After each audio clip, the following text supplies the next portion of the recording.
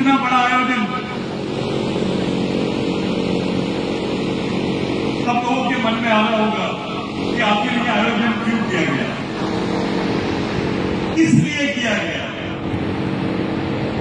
उस आयोजन में इतने बड़े बड़े नेता और विशेष करके हमारे सबके आदर्श, हमारे पेरेंट और साहब, ये यहां पर इनको क्यों आमंत्रित किया गया है, ये आयोजन क्यों किया गया है। कोकाटे साहब के एरिया में कोकाटे साहब को कॉन्फिडेंस में लेकर हम लोगों ने ये आयोजन क्यों किया, ऐसे बहुत लोगों के सामने सवाल खड़े हैं।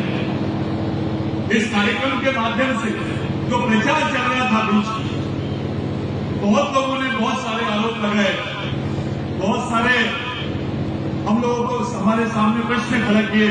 मैं भाषण के बदले उन प्रश्नों का उत्तर देना ज्यादा उचित समझूंगा। सबसे पहले तो हमारे स्टेज पे जितने गणमान्य हैं उनके लिए आप लोग जोरदार तालियां बजाइए।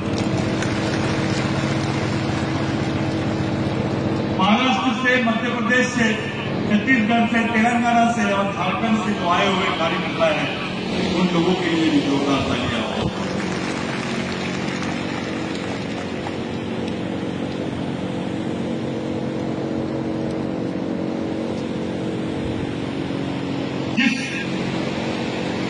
महामानव को हम लोग यहां याद कर रहे हैं, संयुक्त जयंती हम लोग मना रहे हैं।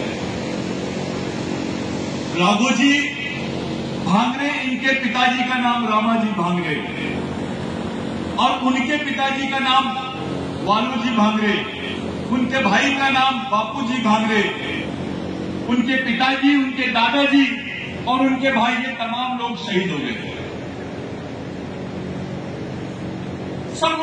सब किसी को नहीं मालूम कि राघोजी भांगरे की दादाजी भी यहां पे पेशवाइयों के खिलाफ में लड़े और शहीद हो गए। रामाजी भांगरे को काले पानी की सजा दी गई अंडमान निकोबार में, उस पर कोई बात नहीं करता है। अंडमान निकोबार से लोग बाहर आए, उन पर चर्चा होती है, लेकिन जो लोगों को अंडमान निकोबार में फांसी दी गई उस पर कोई चर्चा नहीं। देखो, देश में ऐसा परिवार बताइए जिसके पिताजी भी शहीद हुए, जिसके दादाजी भी शहीद हुए, जिसकी मां भी शहीद हुई, जिसका भाई भी शहीद हुआ।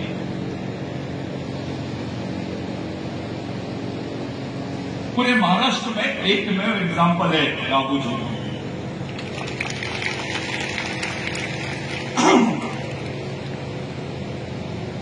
बड़ी बात यह है कि जिस ऐतिहासिक जमीन पर हम लोग खड़े हैं, इस ऐतिहासिक जमीन का एक अपना इतिहास है। हम बहुत बड़े और पवित्र काम के लिए यहां पर आए हैं। इस कौम के जो क्रांति स्थल है, आदिवासी क्षेत्रों में मंदिरों की तो स्थापना सब लोगों ने किया है, लेकिन आदिवासी शहीदों के स्मृति केंद्रों की स्थापना किसी ने नहीं की, क्योंकि आपके बीच में वो विचारधारा को आने ही नहीं दिया जाता है। उसको मालूम ही नहीं है राघोजी भांगरे कौन है, रामाजी भांगरे कौन है, वालूजी भांगरे कौन है। राघोजी भांगरे का आंदोलन केवल महाराष्ट्र में नहीं, मध्य प्रदेश में भी था, गुजरात में भी था। राघोजी भांगरे पहला नाम आता है सातारा के जो प्रताप सिंह भोसले थे, जो छत्रपति शिवाजी महाराज के वंशजों में से थे, उनको फिर से सत्ता में लाने की तैयारी राघोजी भांगरे ने की। ये बड़ी बात है। आप देख लीजिए, जहां पर भी छत्रपति शिवाजी महाराज का किला है या उनका राज्य है, वहां सबसे बड़ी बुनियाद आदिवासियों ने रखी। जितना ईमानदारी से संभाजी महाराज का, छत्रपति शिवाजी महाराज का साथ आदिवासियों ने दिया, उतनी ईमानदारी से मेरे को नहीं लगता किसी ने दिया। ये बड़ी बात है। जमीन आदिवासी, सेना आदिवासियों का, किला आदिवासियों का, राजा शिवाजी, कितना विश्वास। एक उदाहरण देता हूं मैं यहां से। पहले जब किसी महिला का पति अगर गुजर जाता था तो उसको सती कर दिया जाता था, लेकिन छत्रपति शिवाजी महाराज के पिता के गुजरने के बाद जो सत्ता की बागडोर थी वो माता जिजाऊ के हाथ में गई, जिसका बहुत लोगों को अफसोस हुआ। लेकिन ये इसलिए संभव हो पाया है क्योंकि आदिवासी समाज में सती प्रथा नहीं है। वहां सौंपी जाती है सत्ता, वहां महिलाओं का भी उतना ही बड़ा स्थान है जितना पुरुषों का है। और ये जो उदाहरण है ये आदिवासी संस्कृति का उदाहरण है। संभाजी महाराज को 7 भाषाएं आते थे, ऐसा कई साहित्यकारों ने लिखा है। मैं आपको बताना चाहता हूं संभाजी महाराज को 18 भाषाएं आती थी, उसमें से 6 भाषाएं आदिवासियों की। और जिसको आप लोग मराठी भाषा बोलते हैं, ये मराठी नहीं मराठी है। इसके अवशेष हिंदू संस्कृति में मिले। ये ट्राइबल लैंग्वेज है, ये प्राकृत भाषा है, ये संस्कृत भाषा नहीं है, ये प्राकृत भाषा है। ये इस देश की सबसे प्राचीन भाषा है। और मराठी बोलने वाला आदमी ये संस्कृत का समर्थक नहीं हो सकता। वो मराठी का समर्थक होगा, वो सिंधु संस्कृति का समर्थक। और ये बात साबित करती है कि यहाँ का ओबीसी हो, यहाँ का मराठा हो, यहाँ का दलित हो, ये आदिवासियों के वंशज है। अभी सुप्रीम कोर्ट ने बोला 2011 में कि आदिवासी भारत के मूल मालिक है, कि यहाँ के प्रथम नागरिक है। ये भीलों के ही संबंध में जजमेंट दिया है सुप्रीम कोर्ट। साथियों, मैं पहले सवाल का जवाब देता हूं कि पवार साहब मिशन के कैसे नजदीक हैं। बड़े बड़े नेताओं ने मिशन के कार्यकर्ताओं को देखकर बोला कि ये अलगाववादी हो सकते हैं। जब कोई आदिवासी बच्चा इस देश के संविधान पे डिबेट करता है, जब कोई आदिवासी बच्चा अपने जल जमीन के अंदर के अधिकारों पे डिबेट करता है, रिजर्वेशन पे डिबेट करता है, डीबीटी पे डिबेट करता है, अपने कामों को लेकर सड़क पे आता है, तो यहाँ के लोगों का दृष्टिकोण होता है ये नक्सलवादी हो सकता है। जब हम पवार साहब से मिले और जब हमारा डिस्कशन हुआ, तब पवार साहब ने इस मूवमेंट को ये बोला कि आपके राजनीतिक कार्यक्रम क्या है मेरे को नहीं मालूम, मैं आपके साथ में सामाजिक कार्यक्रम करना चाहता हूं, सामाजिक क्षेत्र में काम करना चाहता हूं। ये जब शब्द हमने सुने, जो किसी हमारे और भी नेता है, बुजुर्ग नेता है, जिनका फर्ज था, इसलिए हम लोगों का विश्वास पवार साहब पे हुआ और आज हम पूरे देश भर में पवार साहब के साथ काम कर रहे हैं। ये सामाजिक आमंत्रण है भाई, कोई राजनीतिक आमंत्रण नहीं था। इसको फैसला, इसका डिसीजन भी पवार साहब ने लिया। ये पहला कि ऐसा व्यक्ति जो देश भर में आदिवासियों के साथ में उनकी सामाजिक लड़ाई को लेकर खड़ा हो सकता है, इसलिए हम पवार साहब के साथ में खड़े हैं। दूसरी बात, कुछ लोगों ने ऐसा पूछा कि भाई आप लोग चाहते क्या हो, आप किस टाइप से आंदोलन करना चाहते हो, किस लेवल का आंदोलन करना चाहते हो। तो साथियों, मैं आपके सामने बता देना चाहता हूं कि जो गलत रिप्रेजेंटेशन गया है भारत सरकार का आदिवासियों के बारे में यूनाइटेड नेशंस में, जो रिप्रेजेंटेशन जो गया है उसमें लिखा गया है कि इस देश में आदिवासी नहीं है, जो अनुसूचित जनजाति के लोग हैं इन पर कोई अन्याय नहीं हुआ, ये इस देश के आदिवासी नहीं है। और उससे बड़ी बात कि इस देश के जो भी आदिवासी है, जिनकी संख्या 30 से 35% है, ये आर्यन भाषा बोलते हैं, जो भाषा संस्कृत से मिलती जुलती है, इसलिए ये भी आदिवासी नहीं हो सकते हैं। ऐसा रिप्रेजेंटेशन इन लोगों ने संयुक्त राष्ट्र संघ में दिया भारत सरकार ने 1991 में। ये भारत की सबसे बड़ी मिस्टेक है। और अब तक के भारत सरकार ने संयुक्त राष्ट्र संघ में भारत के आदिवासियों को आदिवासी घोषित नहीं किया। हमारे पास आज बाबा साहब आम्बेडकर नहीं है, हमारे पास में आज कोई बहुत बड़ा नेता नहीं है राष्ट्रीय स्तर पर। शिबू सोरेन जी थी, उनकी भी हालत खराब। जो आदिवासी नेता है वो राष्ट्रीय स्तर पर कोई प्रश्नों का रिप्रेजेंटेशन नहीं कर पाते। ऐसे समय में आदिवासी नहीं तो आदिवासी वंश का नेता, हमारे बीच में एक अनुभवी नेता हमको मिला। हमने पवार साहब को बोला कि साहब आपको इस इशू को रिप्रेजेंटेशन करना है, आप ही को आदिवासियों को यूनाइटेड नेशंस में संयुक्त राष्ट्र संघ में मूल निवासी की मान्यता दिलाना है। और पहले आदमी रहे पवार साहब जिनका स्टेटमेंट पीटीआई के थ्रू आया और वो स्टेटमेंट यूनाइटेड नेशंस का रिकॉग्निशन हुआ है। वो किताब आपके सामने पड़ी है, वो मैगजीन आपके सामने पड़ी है। ये इतना बड़ा इशू है कि हमारे समाज को, हमारी आने वाली जनरेशन को जिंदा रखने के लिए संयुक्त राष्ट्र संघ में हमारा प्रावधान होना चाहिए, जहां इंडिजिनियस पीपल के लिए प्रावधान है। ये राष्ट्रीय लड़ाई की बात नहीं है भाई, ये अंतर्राष्ट्रीय लड़ाई की बात है। आपको वनवासी इसलिए बोला जा रहा क्योंकि ये आपको आदिवासी बोलना नहीं चाहिए। और इस इशू को लेकर न मराठा समाज का आदमी कुछ बोल रहा है, न ओबीसी समाज का आदमी कुछ बोल रहा है, न दलित समाज का, न अल्पसंख्यक कुछ बोल रहा है। जिस दिन इस देश का आदिवासी वनवासी हो जाएगा, बाकी लोग स्वर्गवासी हो जाएगा। क्योंकि आपको अगर अपने आप को इस देश का मालिक साबित करना है तो आपके पास केवल आदिवासी संस्कृति ही आखिरी एविडेंस है। आपको बताना पड़ेगा कि हम आदिवासियों के वंशज हैं। संभाजी महाराज ने कोई दूसरा नारा नहीं दिया था, छत्रपति शिवाजी महाराज ने कोई दूसरा नारा नहीं दिया था। मुझे एक इंटरव्यू में पूछे कि आप ये संभाजी महाराज, शिवाजी महाराज, जिजाऊ जिनको आदिवासी बोलते हो, मैंने बोला यार हम आदिवासी बोले नहीं, अभी प्रूफ कर देंगे, वो तैयारी है हमारे। वो इसलिए क्योंकि संभाजी महाराज ने या शिवाजी महाराज ने उस वक्त कोई दूसरा तीसरा नारा नहीं दिया, हर हर महादेव बोला है। और जिसको बोली भाषा में, कोया भाषा में बोलते हैं माँ याना रोम दारू, ये जो हमारा दारू है, ये हमारे माता इसमें चलना है मोहनजोदारो, माँ याना रोम दारू, हर हर महादेव। ये जानते थे कि इनकी संस्कृति क्या है।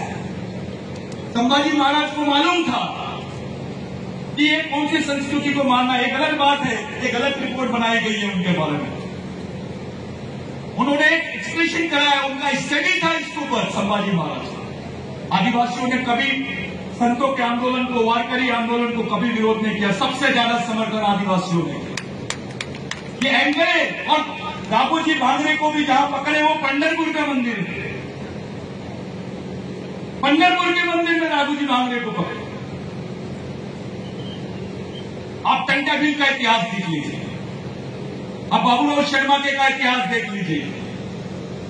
जो सजा संभाजी महाराज को मनुवादियों ने दी है, वही सजा बाबूराव शर्मा के को दी, वही सजा दाबोजी भांगरे को दी गई।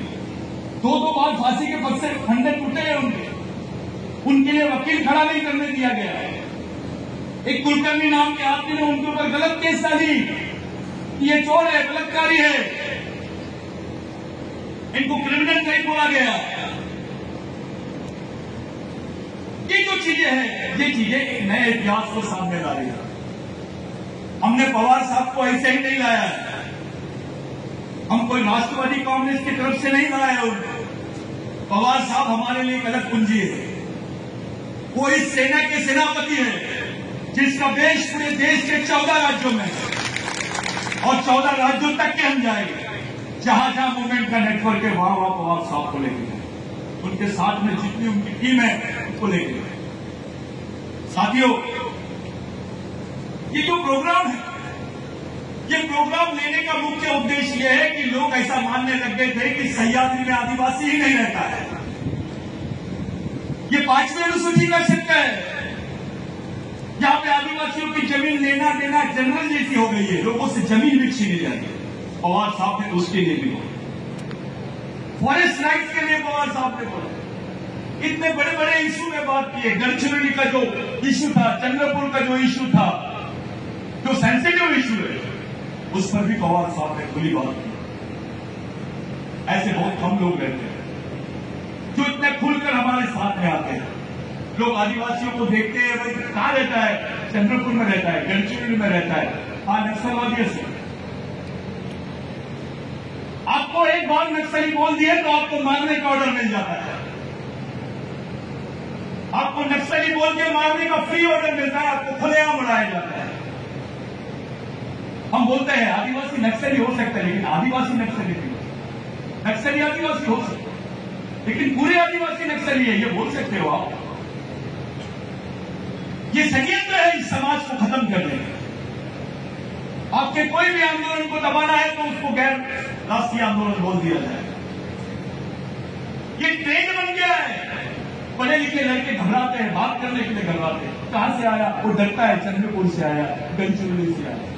13-13 साल की लड़कियों के हाथ में बंदूक और उसको गोली से मारा जाता है। कौन से समाज की लड़की 13 साल में बंदूक उठाती है बताइए? केवल आदिवासी। ऐसे हालात इस समाज के हुए कैसे? हम इस अवस्था में आए कैसे? हमारे नेता इस बारे में कुछ बोलना ही नहीं चाहते, खुल के कोई बात नहीं करना चाहता है। जमीन किसकी लूटेंगे तो आदिवासी, जंगल किसका लूटेंगे तो आदिवासी, पर्यावरण किसका लूटेंगे तो आदिवासी, सबसे ज्यादा बलात्कार किससे होगा तो आदिवासी। आश्रमशाला की आदत है, क्या बच्चे पढ़ने जाते हैं वहां बलात्कार का शिकार होगा। ऐसी सेंसिटिव परिस्थिति में एक तरफ एक बड़ी शक्ति आदिवासियों को वनवासी बनाने के चक्कर में पड़ी है, वो मानते ही नहीं, वो लग गए काम से।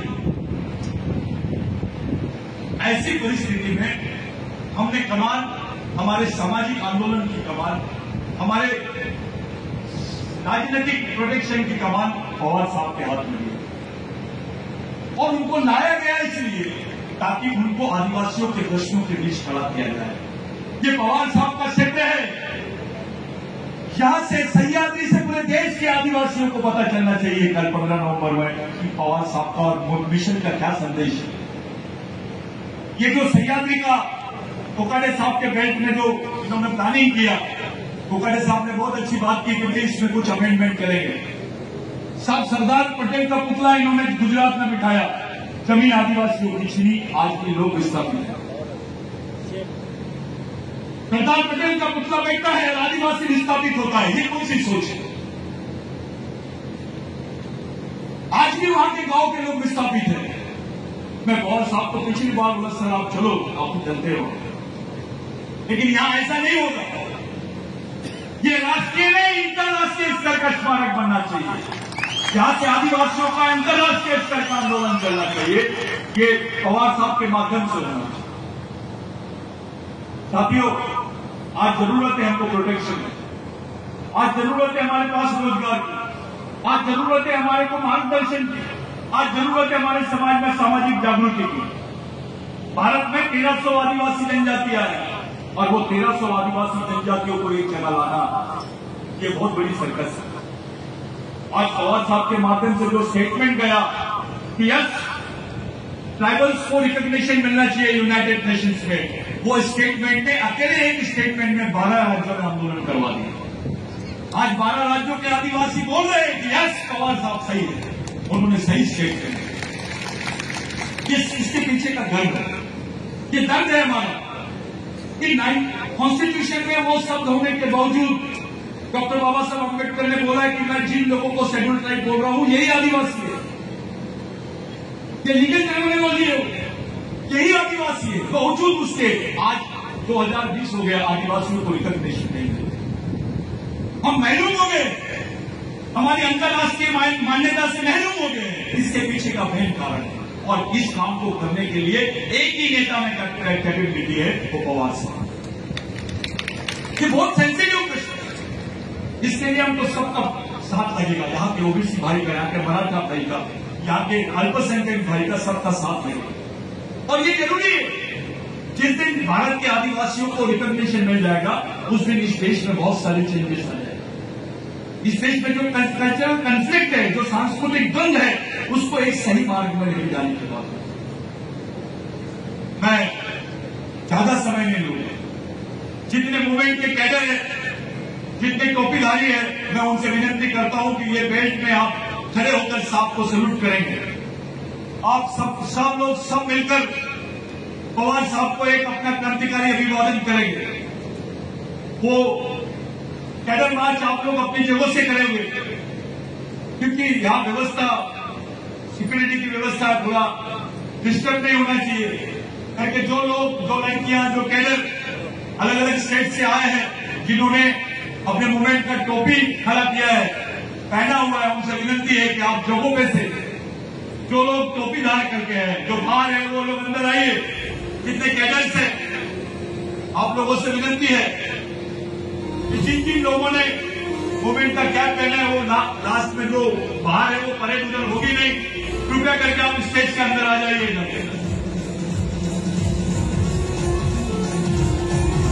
मेरे साथ आप लोग नारे लगाएंगे, जो जमीन सरकारी है,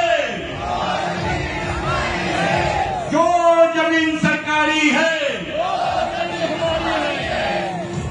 आप लोग मूवमेंट का नारा देंगे, बच्चे बच्चे को सिखाना है, आदिवासी को बचाना है, बच्चे बच्चे को सिखाना है, आदिवासी को बचाना है। वनवासी नहीं आदिवासी है, इस देश के मूल निवासी है, वनवासी नहीं आदिवासी है, इस देश के मूल निवासी है।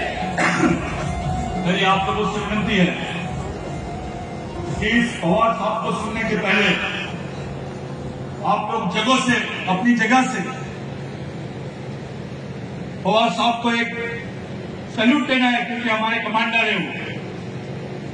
पवार साहब के साथ में काम करने वाले लोग अलग हैं, ये पवार साहब के लिए मरने वाले लोग हैं। ये जीने वाले लोग नहीं है, ये मरने वाले लोग भी है साहब। आपके एक इशारे पे कुछ भी हो सकता है। ये दिखाना था हमको कि जो ओहदे का आदमी, जो लेवल का आदमी होता है, जिसकी सोशल थिंकिंग मैच्योर नहीं होती, पॉलिटिकल केसेस आपके पास दोनों है। आपको इनका नेतृत्व करना है। सबसे नीचे का आदमी आज आपके साथ है, समाज का आखिरी आदमी, देश का पहला आदिवासी आदमी, लेकिन आज भारतीय समाज का आखिरी आदमी बन गया है। उसका नेतृत्व आपको करना है। मैं आप लोगों से विनती करता हूं, अपनी जगहों से ऑर्डर करेंगे।